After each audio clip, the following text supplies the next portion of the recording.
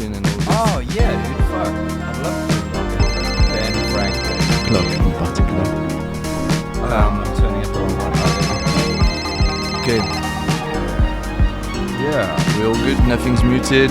Bam, bam, bam. We all have levels. Yeah. Yeah. Okay, We're good. Okay. and we are live. Alright. Welcome back to Lust and Shame. And why? fuck yeah, man. He's The on best it. one. Yeah. You've done the Said best it one. all Well smoothly, done. Yeah. Nice. Welcome, Greg. I'm all yours. Hey, Greg Talon, aka Dramaboy. DJ Dramaboy. Yeah, I'm not a DJ, but yeah, drum boy. Sorry, Banker by Dramaboy. day, DJ by night. Almost. No. But yeah. So to our friends, it needs no introduction, but you might need an introduction. Greg, we've known each other for a long time now. 2009, I think. Yeah, fuck, that is Maybe earlier than that, in fact. 16, 17 years. Yeah. Damn. You were taking over my flat in a flat share. Yeah. That we had with the mates. Room was really dirty after that, but yeah, Full of cum, but After or go- before? yeah, all the time. all the time. yes. Oh, he kept it. Just like stalactites, you know. Yeah. Add on to them. Oh, On that note, like I was when I entered the flat share, you were not there, but actually I didn't have a flat anymore, and I was flying to the US the next day, and I literally no choice. I needed that flat, and I entered and I saw Guillaume and stuff, and like I remember the state of the bathroom. Oh yeah. I was like, wow. Yeah, And we then I had. was like, okay, I mean they're cool anyway. I mean, yeah, it was. I was living there with Mel and Pat and Guillaume, and it was. poor Mel. Yeah. Yeah. I mean, we did like that was the one thing that we're like, yeah, we have to leave. Yeah. Yeah. You gotta choose, man. Let's get Greg in. it's me or the Yeah. house She there. never made any kind of ultimatum. She's cool, Yeah. but I know you're watching Mel now, so. Greg plays drum in Dead Pirates and Mike Bears. Yes, he does. That's And- how we met, actually. It was through Dead Pirates, I think. Yeah, because I mean you were playing with the Vultures back then. I was a big fan. I don't actually know if this thing is it working. It is kind of working. It is, I but think it it's- just needs a little bit more, maybe. Yeah, so we were playing some gigs around London at around the same time. I Yeah, remember, playing shows up in Dalston with you guys. really good band, by the way. Yeah, Bubba likewise. Vulture. Yes. Sad it's gone. Yeah. But Matt was playing with the Click. yes, Yeah. all the time. I did play with a click at some point in It's Mike true. Bass as well. That's true, yeah. It's never. As a drummer, we all play drum here at this Yeah, table. yeah. I think it's shit. Playing with a click. Yeah. Yeah, I don't think I would want to do it again live. I think we was going through that period of time when there were, and we had so many samples and various things that we wanted you to guys trigger were at the launching same time. computer stuff. Yeah. Yeah, so I had a sample pad and stuff, and for that shit you have to have a click. Yeah. And also, I think there's only so many bands, not to diss the Bubba Vulture, but I'm gonna. Go for it, dude. No, but I've always liked to see bands just exploit what was on stage. Yes. Because for me, with my autism, it's Yeah. like, well, if I start using the computer for some, I will use it for everything. Yeah, we didn't do Where it. do you draw the line? Well, we did it for things. We had I had sample triggers on the snare and on the kick. Yeah. So that was one thing. I guess that doesn't really require the click. But then it was things like ARPs and stuff yeah, like yeah, that. yeah. Yeah, So yeah. No, I get that. But that's why, like, when we started playing with the Mag Bass, and then there was like arpeggiators and Yeah, stuff yeah, like yeah. this, I took it upon me to try to have a tap tempo with me to adapt. It doesn't work. But there's a charm in that as well. Yeah, I But- think it's fine. Yeah. And we still, like, the last gig we played all together, we was using tap tempo. Kind of worked. yeah. I think it was fine. Yeah. You know. But I mean, then there's bands obviously like Soul Wax Yeah. that do that fucking properly. Yeah. But it's kind of only the drummer that is playing live. The others are on the synths, but like Yeah, I don't think like it's not like crazy solos No. or anything, you know. No, it's less like the kind of like a technical, Yeah. instrument thing. But it's I remember when we saw them a few years ago. Yeah. And Igor Cavalera was telling us that he's one of the 3 drummers in the live gig, and he was saying like that they had issues sometime where the MIDI clock, the mother clock for the whole thing, would go haywire. Yeah. Oh shit! And fucking nothing works. Yeah, that was always the thing. Because bring a fucking computer to a gig, it's guaranteed to break at some point. Guaranteed. Yeah. So you really don't want to be relying Especially on if you it. play in the south of France, and there's the sun just cooking that computer. Like we've had that. Remember in Montreal? Because like we had 2 guys. We didn't have the money to buy proper synths, so they was using VSTs of their MacBook. So like literally a MIDI controller, USB plug to GarageBand. Hey, if it works, it works. It doesn't. It's just like in hot condition in the south of France in the summer, you need like a special type of cooling thing for those things. They needs to be hidden in the back somewhere, you know.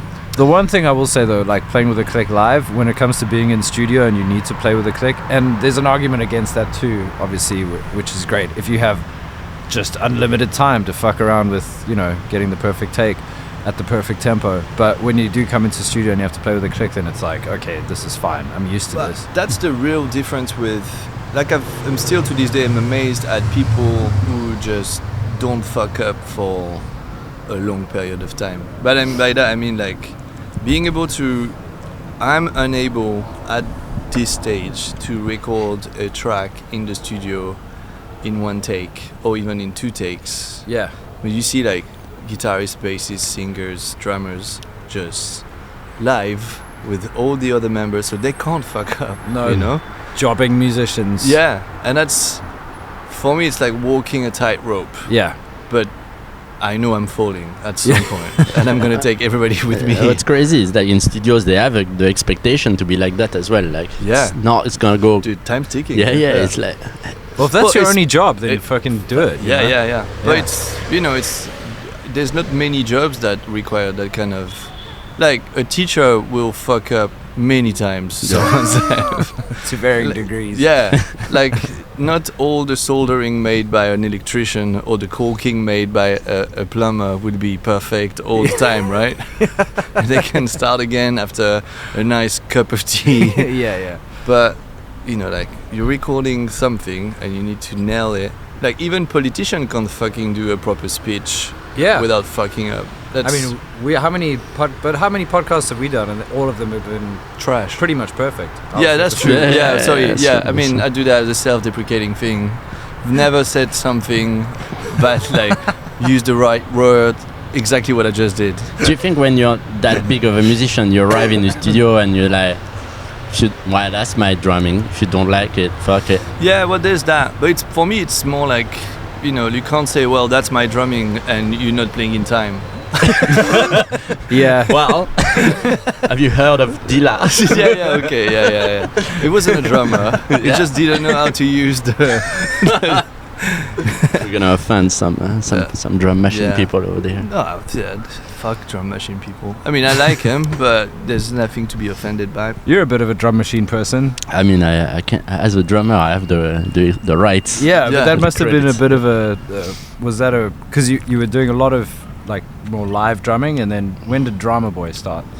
So I guess like, you know, for me, as I looked at music and heard music from really the perspective of being behind the drum, and I did a bit of keyboard when I was 7. I hated it. Yeah. Like, I think I had a teacher piano teacher with a in ruler, my building, like smacking your hands. I hated everything. Like I had a small Casio keyboard. I was just playing beats on it. That's the only thing I liked. Is the keyboard, especially the synth, is the one instrument with the least physical feedback. Yeah, it's like the PlayStation 1 remote doesn't have the vibrating thing in No, but like a guitar is hurting your fingers, but at the same time there's like a huge spectrum of you being gentle and then fucking going for it. You know?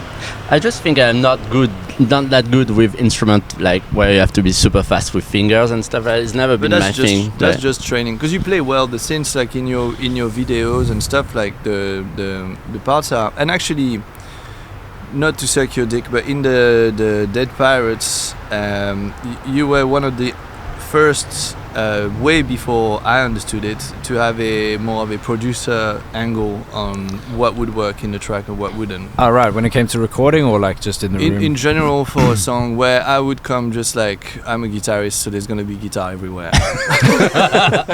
It's true. And because I bought that pedal last week, there's gonna be have that Using pedal. that pedal, Yeah. As Greg would be a bit more, just would think a little bit more like that part, like, you know, like put it up, put it down, strip this, you know. Well, that's the sort of I mean, instinct you need for electronic music, especially. It's all about that, right? I guess I was going to clubs. I'm still going to clubs. Way too old for that, but still going. Like I'm a bit part of that scene, both as a dancer and as a producer. I didn't know you danced. A dancer. I dance really badly, but naked. Oh, you primarily. mean no, not as a professional dancer. No. Okay. As an audience, you know. Oh yeah. And you go to club to dance. Yeah, and listen to music. Fair enough. And not always No, naked. like a nude dancer. Yeah. Although I have lots of pictures. Yeah, it's true. You know in the band, Tristan and Greg do love to get naked. Well, Let Tristan more than you for sure. yeah. And Tristan liked to sleep beside me. Let's put it this way. Yeah, for sure. Yeah. Shout out, Tristan. There's some good pictures of that. But There is. Yeah, to come back to that question, I guess, you know, like for like almost 20 years, I was just playing drums, and you know, it's cool, but like at some point you want to write your own tracks and stuff like this. Like, I think also for me, like electronic music was something I listened to a lot, and obviously a lot of psychedelic rock and stuff like this. And to some extent, there is a merge of both, like in the very dramatic chord progression. Yeah, there's you know, definitely, and in the electronic music that you've been introducing. Sorry about all the sirens. Yeah, it's, you know, with outside in London. Is it for me? Yeah. Mm-hmm. Wait. We're live.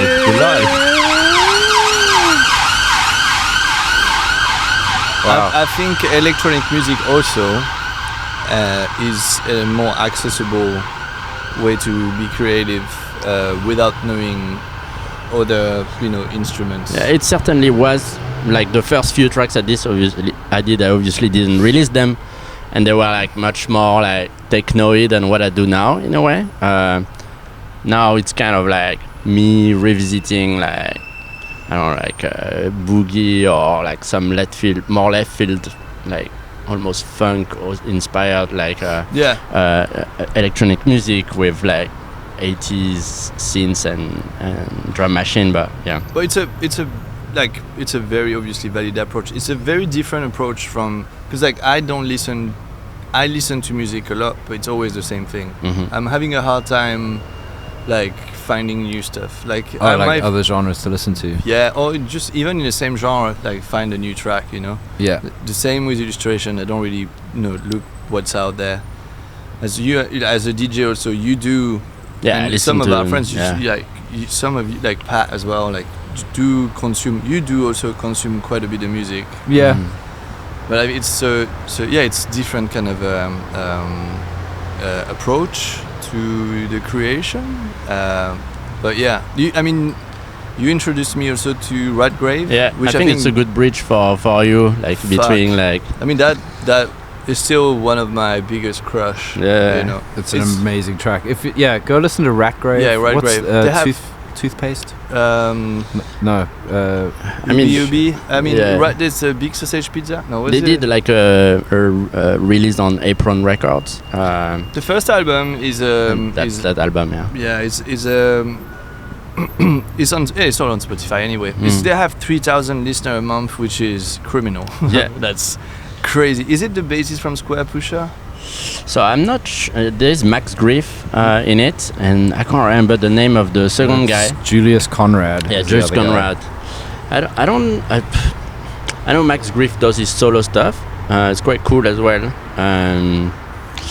what is sad, and I think that's a bit the same problem I have, to come back to the question. You know, I came from drums, but when I started to pick up drum machine, you basically program stuff that you actually never played that on drums. Yeah. And it's quite weird, because like after you run into that frustration, well, fuck, I can't really play that live. This year, and I think it's like the big problem with a band like Rat Grave as well. Like, how do you make that live? Yeah, I mean, you can, because but like those guys, but yeah, the work, especially if there's no audience to come and see them. But I think like if they were playing live, people would come, you saying, but they'd never played the record live ever. But that's even, I mean, I find that for myself as well. Like, Mooty's literally played one gig, but we're about to release a second album. Yeah, a gig and album is good. That's a good average, dude. Yeah. But I guess a lot, because there are less places to play, right? I mean, if you think back to when we were playing in bands, there were way more places around here to play. Although I'm pretty sure that circuits that we did at the very beginning, the 5 bands night in a pub, I'm sure this exists. But then you'll be sandwiched with what used to be Nickelback cover. Yeah. Now would be, I don't know, but do you see what I mean? Like, it was pretty intense when you're like 5 bands in the same night. Like, you get kicked out of stage. And I do salute our friends who came to see us at most all of those gigs. Yeah. Sometimes we play 5 times a month in London. It's insane. Well, I mean, it's a night out like another. You know. Now we do the podcast. Okay, that brings me to no segue. That brings me to the format of the show. Yes. So Greg is a big to a problem apparently. Big bourbon drinker. No, I'm not. Yeah, you introduced me actually. You were the genesis of this. Of the bourbon. I do like my whiskey. Yeah. And I have this thing, like I do drink bourbon when it's hot, and I switch to whiskey when it's cold. But I think you introduced me to old fashioned, right? Yeah. You taught me how to do it as well. Yeah, but old fashioned is a beautiful drink. Yeah. It's been overused by a lot of people, and I think it made the life of a lot of bartenders really hard for a while. But it's still a very magical drink. Like when I have an old fashioned, because I've not necessarily had it for like it literally transport me back to those years of But so I went to the shop, not the shop downstairs. Yeah. I went to the shop and I went for a Elijah Craig small batch barrel proof. Wow. I forget what's on here. Oh no, sorry. So they have they have Elijah Craig. They have obviously like at least 2 other ones. Like I guess like Johnny Walker would have, you know, reds. Yes, or like Maker's Mark or something. Maker's Mark does have other, maybe. But this is supposed to be like the cream of the cream. Meant to be the shit. Yeah. And my credit card definitely felt it. But because I'm getting dicked around by solicitors all fucking week and estate agent, I was like, I need to get fucked by something good, because it's been a tough week. Yeah, it's been. So do you get this new house sooner or not? Yeah, but it's just getting pressured by a real estate agent, because the way, I don't know, like for people who are not living in England, and as a French person this is weird, the way things work here is like you're in a chain, and I'm in a chain of at least like 4 or 5 links. It's really long. It's long chain. And everything needs to be perfect for everyone, and then everybody needs to exchange their contract on the same day. And it turns out we have some, you know, like we're still in like a normal kind of timeline. We're definitely in the average, but someone is losing his mind. What can I do? You know, I don't know. You can drink some whiskey. But I can drink expensive whiskey with my mates. Hell yeah. So I didn't take ice because the guy said it's a sipper and please don't mix it. He was very precious about that whiskey. Okay. Wow. Also, cool, man. Thank you so much, dude. Funnily enough, because he was like, do you have something in mind? I said, well, I always kind of drink the same thing in whiskey, but about 13, 14 years ago, someone offered me a bottle of whiskey. Mel's parents offered me a bottle of whiskey that I loved. It was a long bottle, it said Sazerac on it. Yeah. Well, it was a rye, Yeah. but it was part of a small batch one. Some of the bottles have like the stag. This one I can't remember was on it. But anyway, like it took me like 9 years to finish the bottle. Oh wow, it was special stuff. Simping it, you know. Yeah. I think at the time the bottle was probably about 80 to 100 pound. Yeah. Yeah. And then I was like, finish the bottle finally. I'm gonna go online and buy another one. $2,000. What? Whoa! That's crazy. So, and the guy at the show was like, I think I have one of those. I think but it's gonna cost you 1700. I was like, no. I mean, I like my birds, but not right now. No. Well, cheers, dude. cheers. That's a very special one. Cheers, buddy. It's good to have you, man. Thank you. It's nice to be here as well. Yeah, the terrace is nice for that. Ooh. And I haven't been to the Premises studio in a while because we haven't rehearsed for a while. Yeah, we have not. Like, which it's not that it's not in the cards. Like, we are going to go back at it. Also, Pat was asking, which is a good sign. Yeah. Oh, really? Yeah. I Yeah. mean, yeah. He's always keen though. He's always like, yeah. It's just a baby thing, you know. Like, the the bassist Pat and I, we had a. Well, now it's been 2 years for me, but it does take 2 years for things to get back to normal. Yeah, but well, not yeah. normal. a point where you can do a gig conceivably, and it's not going to Semblance be insane, of life being okay, right? Yeah. But yeah, we are definitely gonna go back at it. The thing that I find might be problematic is that the tracks on the new album, Wrong the Fool, out 7th of November. Yeah. I think I've made them too hard to play live. Yeah.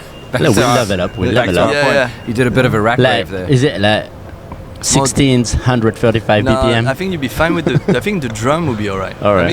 I think you're good there. I think it's more like the bass and some of the guitar riffs Patrick while Deviré. singing. Yeah. C'est- Yes. You fired, Patrick. So yeah. Flo is saying I'm at Old Streets. Oh yeah. Well, come on over. Come.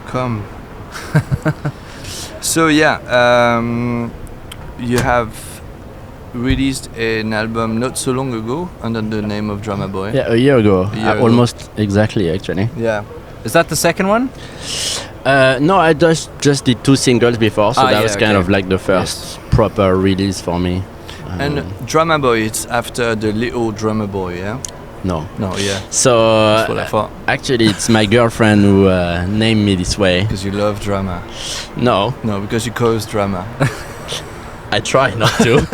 I did though, big time. But no, like when I started producing, when I had my first keyboard, like a Juno 6, similar to what Matt is using on Macbeth actually. Like I think, you know, I was like craving to do those like psychedelic chord progression, like, very dramatic, like almost Tame Impala vibe, you know. And like Suze was That hearing kind of that. drama. Yeah, Suze was hearing that, and she was like, "You're such a drummer." I was like searching for a name, you know. It's, Yeah. And you know, for the You don't pirate, how we came about with this name and stuff. Yeah. It's always difficult. So, I think it's also, you did well on accepting the name being bestowed upon you. Yeah. You know, you don't choose your name. Yeah. And because I remember like the flat shares, there was so many flat shares in London. They all had their Alias. their fucking nickname. Okay. And like Flo, like some of our mates, Flo and Vincent, they were like les crevards, which means like the beggars in Yeah. you know, not a great one, right? And Pat and Greg were Sarcoloc, just after Nicolas Sarkozy. Oh, wow. You know? Okay. And then We didn't live like him that Clochard much. somewhere. yeah, and He's in jail now. and I remember Guillaume Guillaume, who was a guest 2 podcasts back. Yeah, how isn't he the drama boy? Jesus. Different kind of drama I know someone even better for that role, but I'm not going to say. I remember him calling baptizing his Flatshare the porn mansion. I was like, porn mansion, no. You can't do that, dude. That's not. Someone else has to call it that. Yeah. So I think it was the shithole or some shit like that. But obviously, you made it worse by trying to, Dismoved. Try to put it towards Greg. Here we go. It's Just got my leg stuck on the cable. The chink in the work. Some douchebags. So, I mean, my name just came about the fact that there was 5 Mathieu in our class. Yeah. So we all contracted Matt and the last name. So Mathieu basically became Matt Bess. The only thing I did was like sounded better as Mike Bess. And then I think everybody who I know, Pat Popo and so it's just like stuff that people have been calling them, you know. I mean, you did choose Muti. I did. I was gonna say I did. I was doing that long tirade, and then I realized, let me find an example that contradicts everything I just said. Yeah. But Marky chose Camgarn as well. Yeah, but that's different. Like the name of your band is, I think that's fair. Yeah. You know, nobody's gonna name your band for you. No. Right? So at some point you need to. How did Dead Pirates come about? A bad fucking idea from me. Okay. It's a fucking shitty name. So you named it that. Yeah, and I regretted almost instantly calling it. I love the British people saying you call Dead Parrots. Dead Pirates. Dead Parrots, Dead yeah. Pirates. Parrots. Because we can't say pirates. Pirates. No, you know Johnny Depp and. It was frustrating, especially at the beginning when the band had no recognition whatsoever. Yeah, it's bad. Every time you type Dead Pirates, you had all the Johnny Depp stuff. Yeah. Pirates of Caribbean. And super annoying. And you know what? I've now like it's like the Dudes. Yeah. I mean, the name of the brand at the beginning was the Dudes Factory. You know? But they've chose that it's before. Still dudesfactory.com. Go to dudesfactory.com. Go to dudesfactory.com. Yeah. But like, I wasn't part of that decision. Right. And when I arrived, I was like, it's a funny name, but it's gay, right? It's not the last thing, right? Yeah. And there's a bear. I get it. It's the bear, the Dudes Factory. It's like fuck, you know, like. But it turns out no, it's not. It's just Germans. That thought it was cool. And now it's like we call the Dudes, and we're not gay baiting. No. I mean, well, there's nothing it against it. It's just it's just this strange thing that. And now I'm liking it again, you know. But I didn't like it for a long time. Yeah, fair enough. Well, I mean, there's some shitty band names out there that mean. I think Dead Pirates came because I had someone I liked pirates and I was drawing like a skull with just one eye. And I was like, when I needed to find a name, I called it that. And also, you were doing the music video for Wood back then. Yeah, it wasn't exactly. a band, in fact. No. And then you had this fictive band name. Yeah, I called it Dead Pirates. You just had to do it fast, if I remember. And you didn't really think about it. Thinking through. That's the best way to do it. Yeah. Yeah, but we recreated. Like, how many times did we talk about? I don't know, shortening the name to just Dead or something. Yeah, that was cool. Yeah, but the thing is, like, would have been a mistake. You overanalyze as well. I mean, it is a shitty name though, without overanalyzing. But like, the Tame Impala. I was like, what the fuck does that mean? But actually, just on the subject of Dead Pirate, yesterday I got you guys know. We got a friendly text from a friend of ours. This story. We said, like, check this Pornhub link. I was like, well, gladly, of course. I mean, sure. Yeah. It is 11 in the morning. I'm at work. But I'm at the kind of work where I can do that. That's fine. Not like Matt's gonna get offended by. But yeah, so open the link and it is it's like a trashy. I would never click on this kind of video. It's horrible. It's pretty horrible. Nice. It's like homemade. I don't know how, like, it's seedy amateur, and bad. Yeah, it's amateur, but it's also anal. I didn't watch that far. I mean, you see an anus. That's what I mean. Oh right. Yeah. I don't know if there's anal. Oh, I just so Anyway, just it's film from an iPhone 9 or iPhone 8 or some shit like that.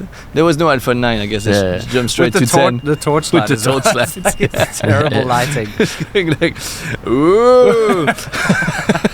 And in the background, the music they chose is Hugo of the Dead Pirates. Now, obviously, you've made it, but it's clearly being played in the room. It hasn't been like put on afterwards. Or no, it's not. The thing is, like, it's not like it's not been used by a couple of guys playing chess or. It just tells a lot about just the three audience. People. It's just three people they're having a great time. Yeah. And they have scars as well. Ooh, yeah. Nasty ass scars. If you're out there, that's true. I ass. was a bit shocked by that. In fact, there is a bit. Yeah. But so the funny, like, in the background, not an overlay over the video. There's no editing going on. They were just like, let's put this on. They put it on and they were like, guys, there's a ghetto I've got blaster, an idea. a ghetto blaster, definitely on the side, and Hugo is playing from the Dead Pirates. And then like, okay, so we have a good laugh, share the link, and then obviously the next question not gonna blast his name. I almost did.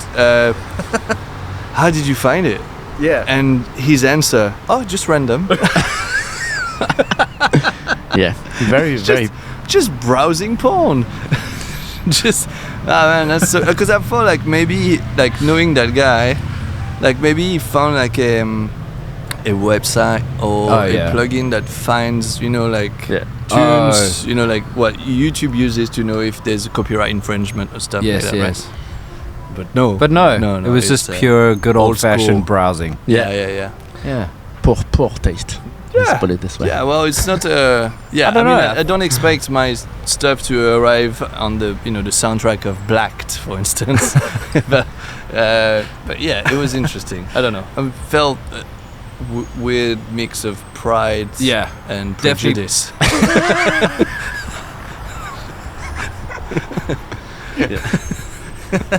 Yeah, just a weird mix of, I guess, lust and shame, right? Lust and shame, exactly. But there was no lust there. No. The lust was just in the video. Yeah. They were definitely lustful. Yeah. No, that's cool. I would have. Yeah. I mean, I kind of want to just go browsing just to see if like maybe one of my songs is out there. Yeah. What are you doing in there, Matt? I'm just browsing. Thought you went to the toilets. Yeah. Well, I'm not done. Until I find my song. Well, maybe it's gonna go like super millions of streams, and you're gonna get the royalties from it. That's interesting. I don't know if there's a, I don't know, like the, it's not RPM, but like the, I don't know if they take the royalties from Pornhub videos. They must do. Obviously, there's music being used, but I don't know if I have no idea. It's a very grey market. A lot of vocalists on this website. Yeah. Is it? There's someone who posts videos on Pornhub. No, bad. Just okay. Oral. I see what you mean. Yeah. Or like people expressing themselves. I love it. I was going somewhere else, but it's great. Yeah. So, dude, have you got shows? You've been playing some shows and stuff with Dramaboy, and you've got what have you got going on? What's happening? So I did like mainly DJ sets, not really like live shows yet. I think it's hard. I mean, like we were saying, it's hard. It's hard, and also I don't think I have enough tracks that I like that would work live to do it yet. How would you see a live set? Because like you've mentioned like creating with the drum machine, but also I've seen you then like practice those drum beats on the real drum. Yeah, so I think it's to close that bridge in a way, like sometime I will find the beat first on the real drum and then I'll move it to drum machine. Or vice versa. I like to kind of, because I had this disappointment that I can't play this thing live, ever. So I take the time to check, like, can I play it on real drum, or like, if I practice a lot, could I play that intentionally in order to do that one day? I think what's I don't know, Matt, you must feel like this as well, like doing your own project and doing everything by yourself. That's kind of easy. But when you have to involve other people, then you feel like so much.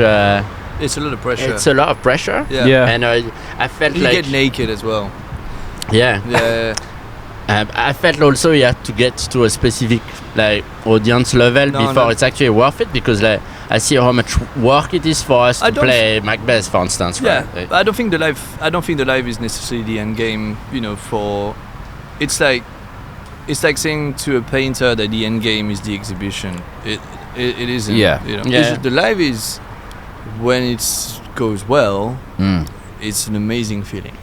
It's a thing that you cherish for, well, literally, we've experienced that now. Cherish for years after. Our last live went so well. Yeah. It was a fluke, because it could have gone two ways. But it's true, you do remember, like, there are gigs that stand out to me, like, and that was one of them. There's other, you know, and then they really do stick out. You do get, like, the hair raising on the back of your neck, depending, you know, like, the last one, the crowd, you know, like singing the lyrics and stuff. It's like that stays with you, you know, but you can't expect that to happen to every gig, especially the first ones.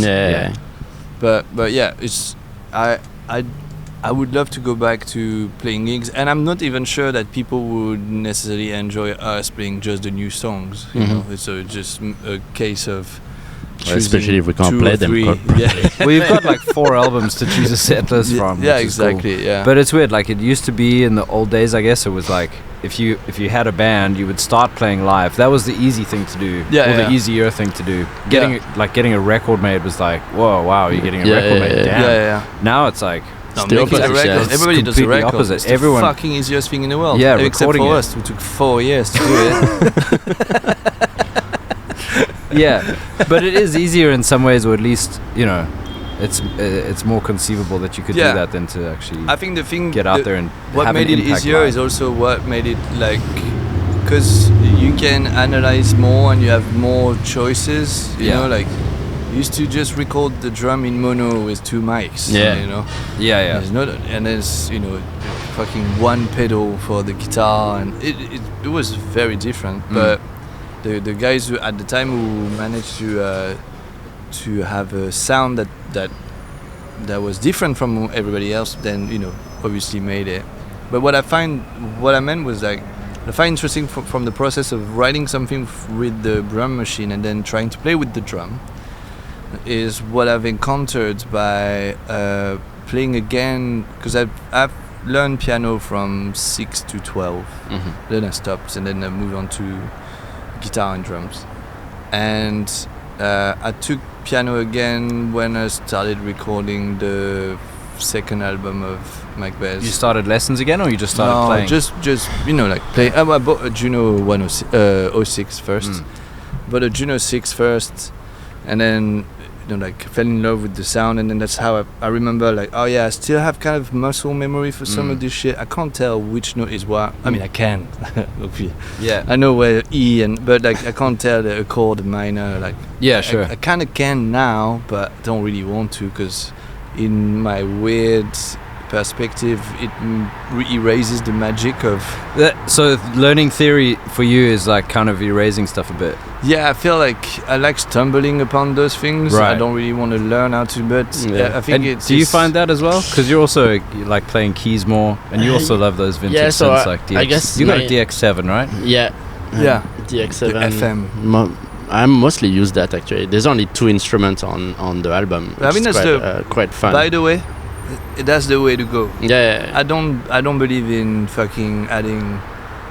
Just if you want to profit, just go profit. And but like 2 synths max. But like when people just start fucking collecting, you know, like different texture of delay, reverb. Oh, well, there's no end. Yeah, it's just you can't stop. The man saying that is about 35 guitars at home and 100 pedals. and I only use one. No, I do agree. It's like the temptation for a painter to buy the, you know, like a new color or new brushes or whatever. But then in a painting, like you can't use all the fucking colors. And the people who do that, they're fucking trash. And they are the guys who get the most upvotes on Reddit.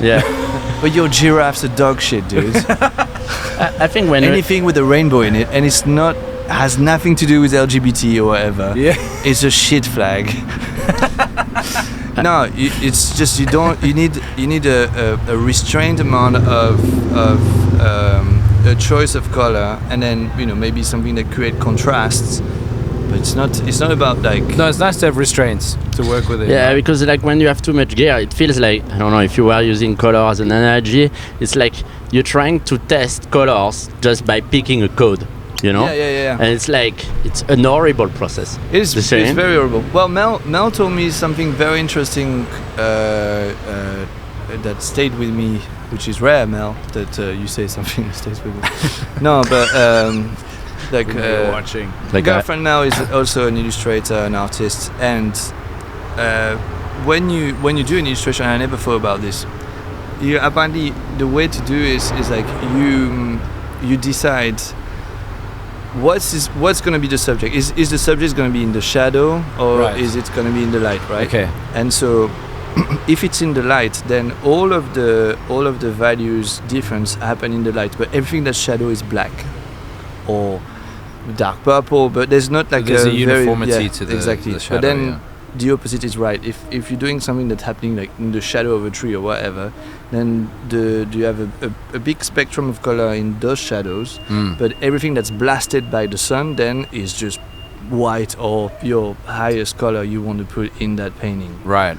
And I think it's something again in music that works as well. Like you can't have ultra definition in the bass and ultra definition in the highs, and you see what I mean. Like you can, but it's not interesting. It's not interesting to listen to. It's tiring to listen to. It's a thing that's not being produced. It's something that's like it's a high fidelity rendering of Yeah. And it's trash. Yeah, it's dog shit. And it's made by brilliant people, but they have no taste, and they should die. There's an amazing metal album by a band called Satan's Satyrs, and it's all recorded like on a laptop in a bedroom, and everything's fucking peaking. Oh yeah. So it sounds like, I mean, on paper it sounds like shit, but it like when you listen to it, it's like, fuck, this is insane. Oh yeah, I know. And there's something really cool about that. Exactly. It's like, but like even severe limitations and something great is. Imagine like if they shot The Office with 35mm camera. It makes no fucking sense. Yeah, it's another analogy, but you get my drift, my Tokyo drift. Yeah. But it's nice to do, I think, everything by yourself for a while. When you started Macbeth, you wrote everything by yourself. Oh yeah, but actually that's what I wanted to say, is that when I started playing with the piano, then I tried, I wrote song with the piano, and then I tried to play the guitar, like those chords on the guitar, and they make no sense on the guitar. Oh really? Mm-hmm. No, like the roots, and it's like all inversions, and you know. And it was very interesting to then have something that would challenge your, like muscle reflexes. Yeah.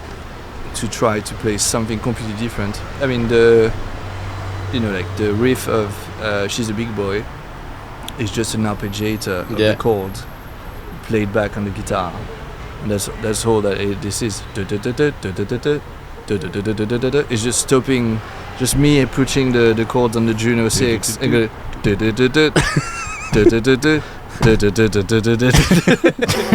That's all it is. Yeah. But like this playing on the guitar, I never played. It was not like a natural.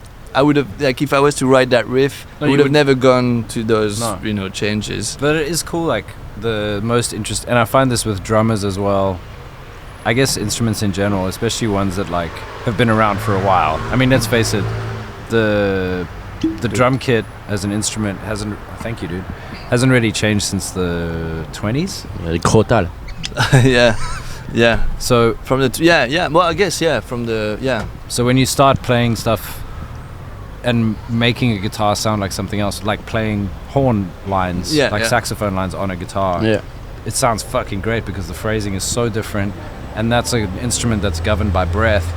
So you have to have little pauses that just make it sound more natural. It's true. And then there's the sound quality of it as well. And I guess similar with drums, like trying to play a looped. I found that in Velvet Vultures as well. Paul, shout out Paul, would produce or write a beat on a drum machine that you would never really think of playing, and then you have to learn how to play it on a kit, and then suddenly you're like, oh fuck, this is and it's a whole new thing. The sustain is different as well. Yeah, cutting cymbals to match like when like a beat starts and like. I was never good enough to do that, but I know what you mean. I've never done it, but see what I mean. Yeah. Yeah, I mean it's definitely an interesting thing. What you say, like passing between the drum machine and the real drum is like permanently this thing. I don't know. You expand what you can do with rhythm. Essentially, you've never done before. That's true. You're a bit of a vinyl collector as well, right? Yeah. Primarily, almost as for DJing and almost as a support of like kind of like my level of producers in a way, like people that have like 2,000 monthly listeners. But that's true. That get curated everywhere. Kind of, collect those kind of Because that's like good. Writing this type of music. That's one good thing about you. I believe there's two. Yeah. But no, there's at least. There's at least that one. This one you can bank. Two at least. Well, I'm waiting to hear the second one, but for sure. Let me Hold your think. horses. No, but like it's super lonely to do like producing versus being in a band. I miss my friends. I'm alone in my bedroom all the time. Yeah, it's a fucking dream to me now. It's but well, I lived your dream. But it's interesting. Like one's man's trash is another man's dream. Exactly. But then it's quite fun to kind of like share a bit, like interact more with other producers in the scene. Because you feel less lonely, basically. Yeah. No, I do understand that. I mean, it's always nice to kind of, because like the group of friends, we were all more in. Well, when you met us, at least we were all kind of like 3D ups in post-production houses. Yeah. So you were the only one more working in a different kind of startups. Yeah. I had done a bit of 3D though, but you had school, of course. No, you have an eclectic background, that's for sure. But you told me not to mention it, so I'm like a dinosaur of the internet. It's true, but it's true that like I've never really felt what you mentioned, because like I've always either hang out with people who are doing 3D and then people who are doing illustrations and then like music less. I mean, we've never really been in a scene. I feel a bit with the premises, right, where we are now. Yeah, of course. It's like there were always the bands we saw every weekend. Yeah, but it's not like they were talking to us. Sometimes we say hello to us. It's there now. I think so. I mean, like when we were all gigging and stuff, it was much easier to be a part of a scene. But you guys were playing all the time. We definitely. We played together loads of times. What I mean is like my experience as an illustrator was like I was hanging out with the illustrator, but I was like, well, I'm the best one, so it's like it's cool. Yeah, it's so lonely. At the top. At the top, it's freezing. I mean, snowing. It's cocaine. I don't know. It's the innuendos type of jokes. No, the shout out Carl. Shout out Carl. Oh, that's the third mention of Carl. It can finally happen in the. It's like Beetlejuice.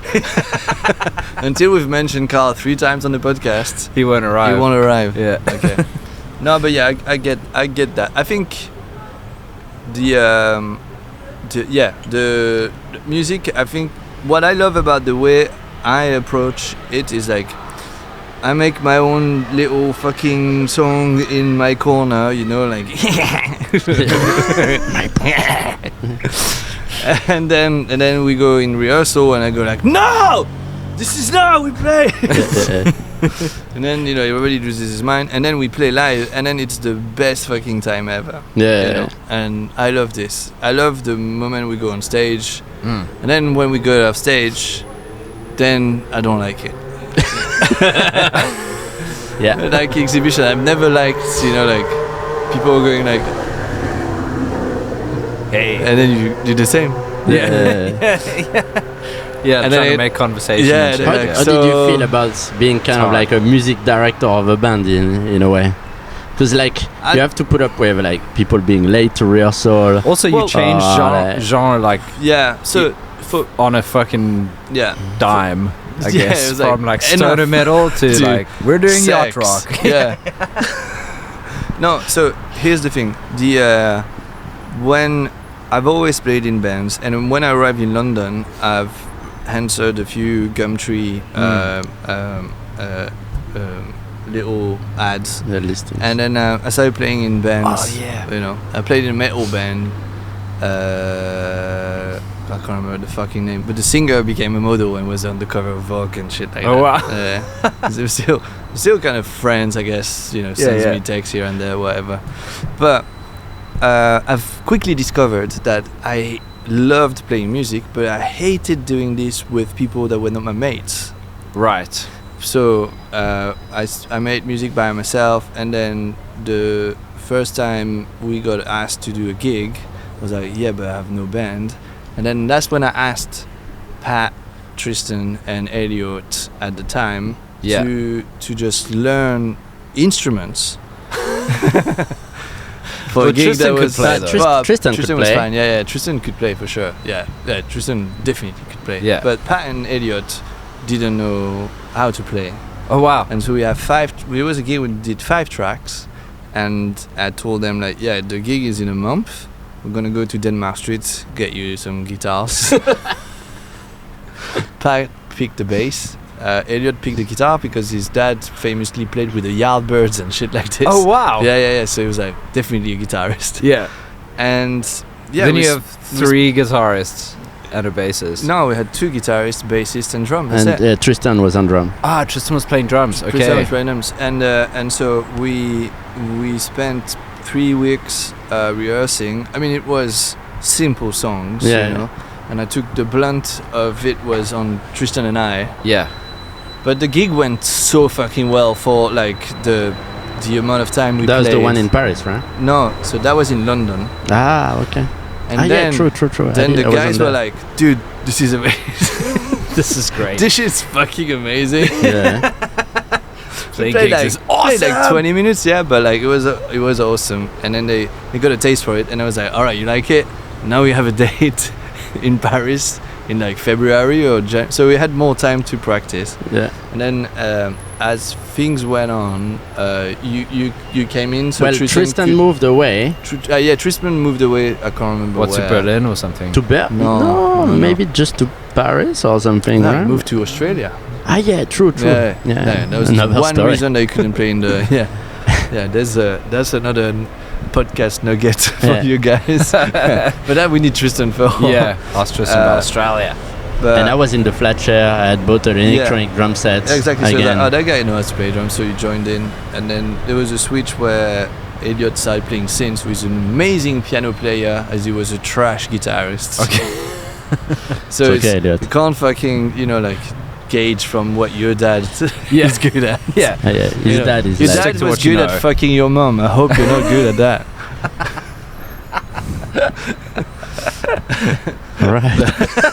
All right. But yeah, so from what I loved about this is that I wasn't playing necessarily with people who were really good at their instruments. I mean, obviously Greg and Tristan then were more comfortable. Yeah. But like Pat, the journey that Pat started like 15 years ago or like 16 years ago, and now what like the gigs he played, like he did a tour with you guys in Argentina and shit. Yeah. But like the comfort that you have playing with your mates instead of like like seasoned professional, but that you don't really share. Like I don't care if I fuck up the gig because I've been drinking with my mates all afternoon. Yeah. Which I know is bad for the audience. So. But then have you ever have you played with just like people you don't really know who just like.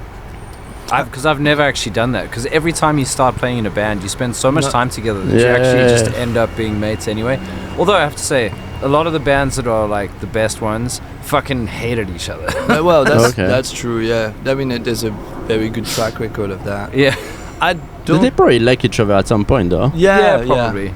I think it's. And you're right. I've never it's really like a played weird dysfunctional family. I never really played with people that didn't know, because I'm not jamming. I'm not. So You I don't hate go jamming? jam. I mean, because we shit at jazz, but like. No, like I do know how to jam. Tristan and I do. Like the only guy that I love to play with is Tristan. Yeah. I guess like in rehearsal, you're a very good drummer and a good guitarist. But Carl was there.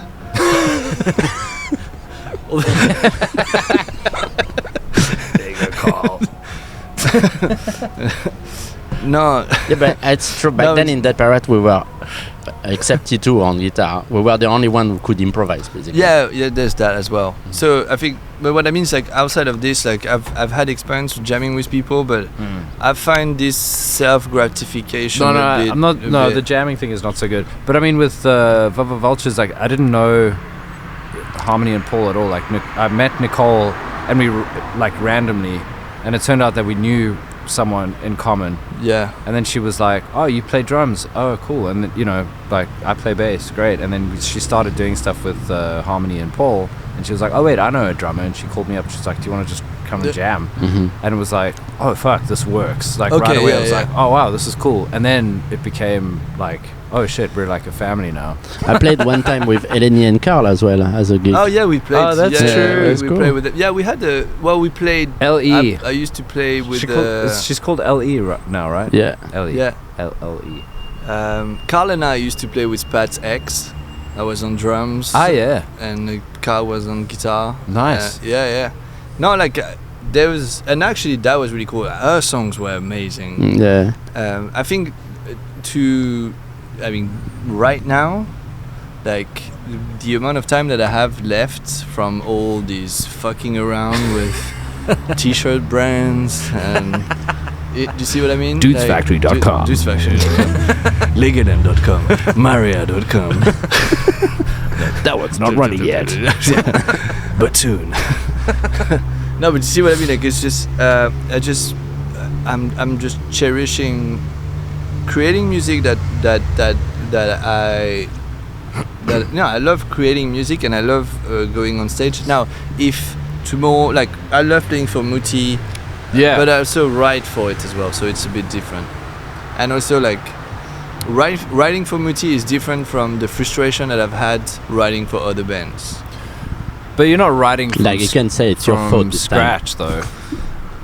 Yeah, but still, like I feel like you have, like you let me express myself enough that I don't feel like there's because like music people are a little bit insecure and intense. The ego is crazy.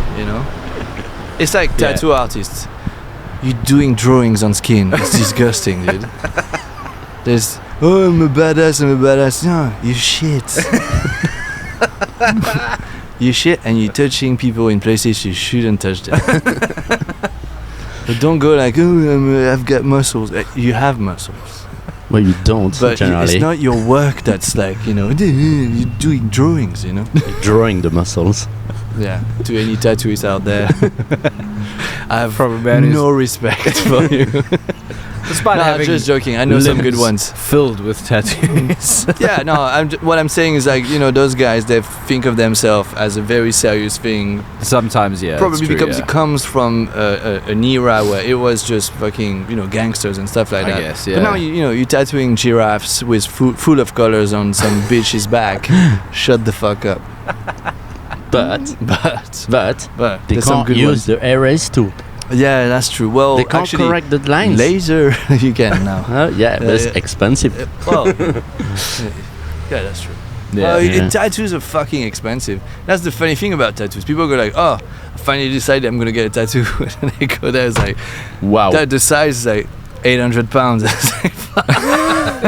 Shit. I forgot about the money side of this. Ooh. Such a big decision. Yeah. I forgot it costs like an arm and a leg to tattoo on. I think that's where the expression comes from. Yeah, from tattoo prices. Oh well, cheap work ain't good. Well, you know what? It's a cool hour, and you know what? I'm happy. I'm really happy we're doing this because, like, ask Matt. I wasn't happy until this Today. morning. Yeah. No, you were fine, and you were fine. I think yesterday you started to like resemble Yeah, yourself. Monday I had no serotonin whatsoever. Like you didn't want to do the Nothing. podcast, or you didn't want to do the podcast I didn't with want me. to do anything. No, nothing at all. And the film I is have like, to do the podcast with Greg. no, Fuck. it's not that, dude. It's just like we partied with Hugo from Thursday to Sunday, and then there's only so much my brain can accept. Yeah. And then like Sunday night, shit, you know, like Tristan leaving, and Mel was like, "You okay, dude?" And I was like, "Yeah, I'm good." Just like, it was just really sad, you know. It was just sad to see him go. Yeah, but I'm always sad to see Tristan. I'm also. It does make me sad to see him leave. Yeah. Every time. And then we were Or like, to leave him. we were in the actually. playground, and he left, and and I could see his back walking down. I was like, dude. Damn it. just like, And you he know, probably like, was carrying lots of bags. No, because No? the bags were at the premises. Ah, okay. He was coming here to say bye to Alexi and like have a last beer with him. So he was just hanging out. Did you sleep in Victoria Park this time? No, it was Okay, sleeping at that's our cool. place. Classic. But He's usually carrying a lot of stuff. you usually have like this like Which hiking makes- thing, yeah, which makes you it feel- worse. Yeah. yeah. Look at him carrying his burdens. Turns out, even without it, it was sad. I was sad. I was so sad. And I was in the playground, and Mel was like, "You're okay?" And I was like, "Yeah, I mean, it's your brother. I'm after all. fine." And I was just like almost like, you know, like repressing the tears, you know, like. And then the night was like, I'm just gonna save face, take care of the kids. It's gonna be alright. I'm gonna see my brother again. It's gonna be fine. You know? Yeah. Just like talking to yourself.